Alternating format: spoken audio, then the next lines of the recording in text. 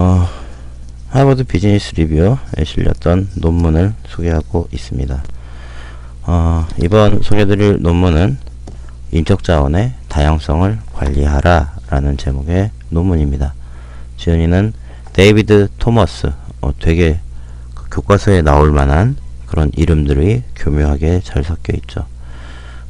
그리고 로빈 일라이, 이 두 양반이 함께 쓴 겁니다.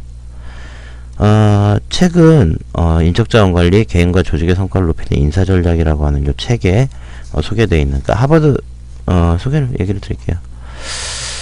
그래서 하버드 비즈니스 리뷰에 실린 논문들을 주제에 따라서 분류해서 시리즈로 만든 책이고요. 인적자원의 다양성을 관리하라 라는 이 논문은 데이비드 토머스, 이 양반은 그 하버드대 경영대학 교수인데요. 조직행동과 그 인적자원 관리에 대한 강의를 하고 있고요.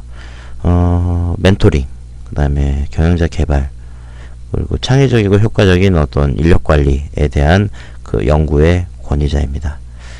그 경영학회, 그리고 뭐 내셔널 트레이닝 레보로토리스 및 조직의 심리분석 연구를 위한 국제협회 회원이기도 하다고 하고요. 그 다음에 로빈 일라이, 이 양반은 콜롬비아 대학에서 국제 그리고 행정대학 교수입니다. 통계학 및 집단역학 이런 거를 강의한다고 그래요. 그래서 특히 인종, 민족, 뭐 성을 중심으로 한 그 영향력 이런 거에 좀 관심이 많은 그런 양반이라고 합니다. 원래 그 하버드 원문을 찾아보실지도 모르니까 찾아보시고 싶으신 분을 위해서 원래 제목은 Making Difference Matter, A New Paradigm for Managing Diversity 라는 제목으로 실렸고요.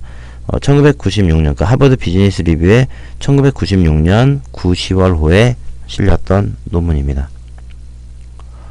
목차는 이익 극대화를 위한 다양성 관리, 그리고 이제 차별 공정성 패러다임, 접근 타당성 패러다임, 그리고 동일성과 차별화의 균형, 패러다임 전환을 위한 8가지 전제 조건, 그 다음에 이제 변화 수용은 학습과 성장의 기회, 패러다임 전환이 가져다준 변화, 이런 목차로 되어 있습니다. 하나씩 보죠. 이익 극대화를 위한 다양성 관리.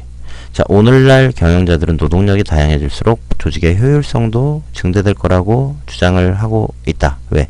다양성을 통해서 사기가 높아지고 새로운 시장 진출 기회가 증대하고 생산성이 향상될 거라고 하는데, 그렇지만 지난 20년 동안 다양성을 증진시키기 위한 여러가지 시도들이요, 조직의 효율성을 크게 향상시킨 경우는 극히 드물었다고 합니다. 오히려 역효과를 내기도 했고, 때로는 직원들 사이에 긴장을 야기하면서 오히려 기업 성과 달성의 장애 요소가 되기도 했었다라는 겁니다. 자, 다양성을 통해서 커다란 이익을 창출할 수 있는 방법은 분명히 있을 거라고 생각은 하는데,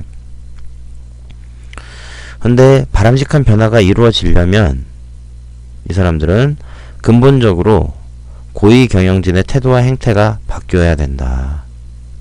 그리고 그런 변화들은 고위 경영진이 이 다양성에 대해서 가지고 있는 선입견을 버리고 이 다양성을 폭넓게 이해할 때만 가능하다라고 이야기를 하고 있습니다.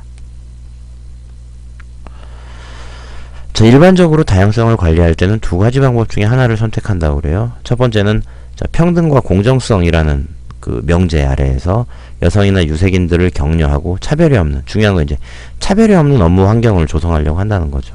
용화되도록 하는 것. 그 다음에 두 번째는 출신 배경과 구체적으로 관계가 있는 직무를 맡겨서 그들을 분리시키는 거. 그러니까 뭐 여성이다 그러면은 여성 고객들을 전문으로 상대하기 위해서 여성을 뽑는다든지, 뭐 우리 뭐 중국인들 요새 채용하는 기업들이 있는데, 이제 그런 사람들은 중국 시장을 대상으로 하려고 해서 뭐 아예 중국을 그 사람들한테 맡긴다든지, 이런 형태가 이제 있다는 거죠.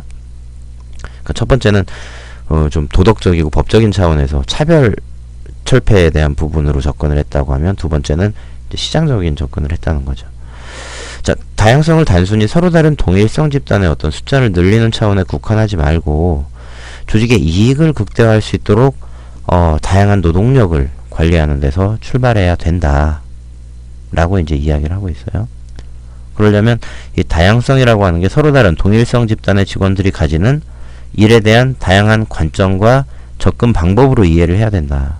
그러니까 처음에 얘기했던 어떤 차별에 대한 부분이나 시장을 분리시켜서 그 사람들한테 맡기고 이런 차원이 아니라 조직의 이익이 극대화될 수 있도록 이 다양한 노동력들을 어떻게 관리할 거냐. 그 관리하는데 그거를 직원들이 일에 대해서 가지는 다양한 관점과 접근 방법들을 어떻게 기업이 흡수하고 활용할 거냐 라고 하는 점이죠. 그 여성이나 뭐 이렇게 주류에서 벗어난 집단들은 그들만의 내부자 정보만을 가지고 있는 게 아니라 업무 설계, 목적 달성, 팀 구성, 의사소통, 리더십 등에 관해서 중요하고 경쟁력이 있는 지식과 새로운 시각을 제시한다. 그 사람들 관점에서 다른 시각을 제시해 줄 수 있다는 거예요. 그래서 전략 운영, 관행, 절차와 방식에 관한 기존 사고를 변화시켜 줄 수 있으니 그걸 통해서 회사의 성장과 질적 향상에 도움을 줄 수 있고, 그렇게 해서 그 사람들도 더욱 직장에 몰입할 수 있고 일에 대한 일체감을 강화하는 선순환 과정을 이룰 수 있게 된다라는 겁니다. 자, 그러면 이제 앞서 얘기했던 그 두 가지 패러다임에 대해서 이제 먼저 말씀을 드리겠습니다. 차별 공정성 패러다임. 지금까지 다양성을 이해하는 가장 지배적인 관점은 차별 공정성 패러다임이었어요. 그러니까 고용기회 균등, 공정한 처우 이런 거에 초점을 맞춘 거고, 그러다 보니까 효율적으로 개인적인 자질과 다양한 관점을 활용할 수 있는 그 여건 마련 정도에 의해서 다양성의 정도가 평가되지 못하고 그냥 수적인 면에서 우리는 차별을 안 했다, 몇 명을 채용했어, 인적 구성 유지 목표를 얼마나 잘 성취하고 있느냐, 이런 거에 의해서 평가가 됐다는 거죠. 이런 조직들은 대부분 그 상위 하달식 지시를 통해서 밀고 나가는 그런 권위를 가진 경영자에 의해서 운영되고 있고요. 관료주의적인 조직 구조인 경우가 많습니다. 그러니까 위에서 야 철폐하지 말고 몇 명 뽑아, 뭐 이렇게 한다는 거죠. 또한 행동규범이 확실하고 분명한 경우가 많은데 가장 극단적인 걸 들 수 있는 건 미국 군대다. 이런 조직들의 장점은 조직의 인적 구성이 더욱 다양해지고 공정한 처우를 성공적으로 추진하는 경우가 많은데 한계가 있다는 거예요. 차별이 없는 이상주의라고 하는 거는 우리는 모두 같다라고 하는 암묵적인 가정인데, 자, 그런 경우에는 인적 구성의 다양성이 조직의 일이나 문화에 영향을 미치는 걸 달거하지 않아요. 우리는 모두 같은데 왜 딴소리를 해? 왜 다른 주장을 해? 왜 다른 관점이야? 이렇게 된다는 거죠. 그래서 이런 조직에서는 업무 이해에 대한 차이, 의견 차이로 인한 긴장들이 부정적으로 해석될 수 있다. 그래서 차별 공정성 패러다임은 문화적인 차이점을 공개적으로 인정하는 것을 제한해서 조직의 전략, 절차, 관행을 실질적으로 학습하고 개선하는 능력을 떨어뜨린다. 따라서 일에 대한 강한 개인적 일체감의 형성을 방해하게 되더라라는 겁니다.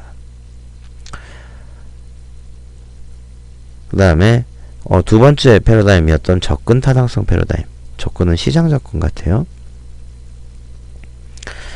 8, 90년대의 경쟁적인 환경에서, 그러니까 경쟁이 이때부터 치열해지기 시작했는데, 그런 환경에서 다양성을 관리하는 새로운 주장과 이론들이 등장했다. 그게 접근 타당성 패러다임인데, 이거는 차이를 수용하고 지지하는 입장에 근거를 한 거다. 이걸 추구하는 조직의 인적 구성은 주요 고객 또는 관련 집단들의 인적 구성과 조화를 이룬다. 그러니까 보다 다양한 고객한테 쉽게 접근할 수 있도록 그 사람들을 뽑는 거죠. 관련된 사람들. 그래서 그 사람들을 그 시장으로 내보내는 거죠. 성별, 인종, 그 외에 인구 통계적 차이에 따라 시장 세분화 전략을 추구하는 소비재 기업들이 각각의 특정 집단을 대상으로 마케팅 포지셔닝을 추구를 하고요. 그러다 보니까 이 패러다임은 여성과 유색인들에게 새로운 전문직과 관리직의 진출 기회를 제공했다. 그래서 일반적으로 항상 고객이나 노동시장의 다양성이 증가하는 경영 환경에 이제 처해 있는 그런 조직들이 이런 패러다임 접근을 많이 했다는 얘기고요. 장점은 시장에 근거한 동기와 그에 따른 경쟁 우위의 잠재력을 회사 전체가 이해하고 지원해야 되는 특성을 내포하고 있다. 그러니까 이 사람들이 일을 잘할 수 있도록 지원해 준다는 거죠, 회사가 어쨌든. 근데 한계점으로는 자, 틈새 시장의 문화적 차이가 구체적으로 일에 어떤 영향을 주는지 이런 거는 생각 안 하고 그냥 문화적 차이에 따라서 네 역할은 이거야, 요것만 강조한다는 거예요. 즉 다양성의 효과가 실제로 무엇이고 이게 회사의 주된 업무와 통합될 수 있는지 이런 걸 이해하려고 하는 게 아니라 성급하게 특수한 문화적 배경을 가진 사람들을 그 시장에 보내려고만 하는 그런 거라는 거죠. 그러다 보면 생길 수 있는 문제가 일부 직원들이 착취당하고 있다는 느낌을 받을 수가 있다는 거예요. 틈새 시장을 위해서 채용되는 직원들은 다른 분야의 기회에서 배제되는 거죠. 넌 그 시장에서 일하고 그 시장에서 돈 벌고 그 시장에서 크는 거지. 그러다 보니까 경력개발 과정을 취약하게 만드는 결과를 가져오고 스스로 평가절하된다는 인식을 갖게 될 수 있다는 겁니다. 자, 동일성과 차별성의 균형. 앞서 얘기했던 두 가지 패러다임의 균형을 찾아야 된다는 거죠. 자, 기존 패러다임은 직원이 업무 처리 과정에서 그 사람들의 문화적 배경에 근거해서 의사결정을 하고 있다는 걸 알더라도 그 시각을 조직의 업무에 반영하도록 기본적인 업무를 재검토하지는 않죠. 그러니까 다양성의 진정한 효과를 살리지는 못했다. 자, 미국 북동부의 그 조그만 공익법률회사 D&레빈이라는 회사가 있는데 여기는 구성원들이 다 백인이다 보니까 여성 고객들이 다 백인이에요. 그래서 그게 이제 좀 걱정이 돼서 라틴계 여성 변호사를 고용을 했는데 이 변호사가 회사에서 이런 성질의 어떤 사건들을 다루어야 되는가에 대해서 이제 새로운 아이디어를 제시를 한 거예요. 유색인종의 관점에서. 그러니까 그 제안을 수용하면서 더 많은 유색 여성들이 고용이 됐고 이런 인적 구성에 다양한 이 소송의 적절성 범위를 넓혔다는 거예요. 그러니까 D&레빈이라고 하는 회사가 이렇게 할 수 있는 그 소송의 범주가 훨씬 더 시장이 넓어졌다는 거죠. 그리고 이전에는 할 수 없었던 창조적인 방법으로 안건을 설정하게 됐다. 그래서 이게 근본적인 변화가 돼서 업무의 질이 크게 향상됐다라고 합니다. 자, 기존의 두 가지 패러다임과 다르게 새로운 패러다임은 통합이라고 하는 주요한 주제를 중심으로 구성이 됩니다. 자, 차별 공정성 패러다임처럼 모든 개인의 동등한 기회를 증진시키기도 하고요.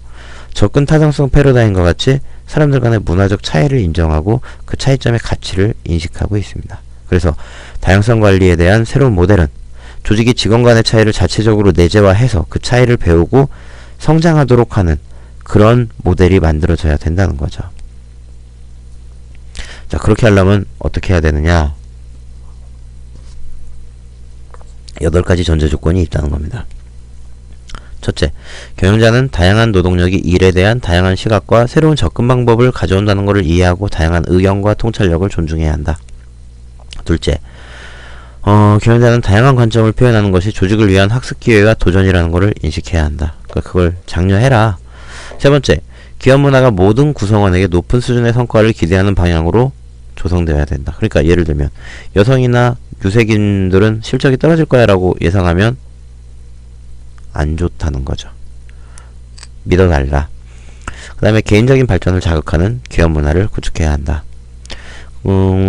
그리고 개방적인 토론을 장려하는 기업 문화가 조성되어야 되고 직원을 스스로 가치 있는 존재로서 존중되고 있다는 느낌을 받는 그런 기업 문화가 형성되어야 한다. 그리고 명확하게 규정된 사명이 있어야 된다는 거죠. 그게 이제 한 방향으로 나가야 된다는 거고요. 명확하게 규정되고 일반적으로 이해되는 기업의 사명을 가지고 있어야 한다. 그리고 관료적이지 않은 수평적 조직 구조를 가지고 있어야 된다라는 겁니다. 자, 변화를 수용하는 것은 학습과 성장의 기회가 됩니다. 앞에 8가지 전제 조건을 다 갖춰야 되는 건 아닌데 대부분 필요하다. 그리고 조직은 다양성을 통해서 이루어지는 변화들을 적극적으로 추진하고 있는데 사실 이는 훨씬 어려운 과정이다. 그래서 조직은 일에 대한 서로 다른 시각으로 인해서 유발된 긴장이나 악감정을 초월할 수 있는 그런 시야를 가져야 된다. 그래서 그 차이가 결국 죄송합니다. 그 차이가 결국 새로운 방향이 될 것이고 그게 학습과 성장의 중요한 기회가 될 거다라고 인식을 해야 된다는 겁니다. 자, 마지막으로 패러다임 전환이 가져다준 변화. 왜? 자, 새로운 시각을 수용한 회사의 경영자와 중간관리자 그리고 그들을 따르는 일반 사원들 모두 아래의 4가지 행동을 취하고 있다고 합니다. 첫째, 정신적인 유대감을 조성하고 있어요.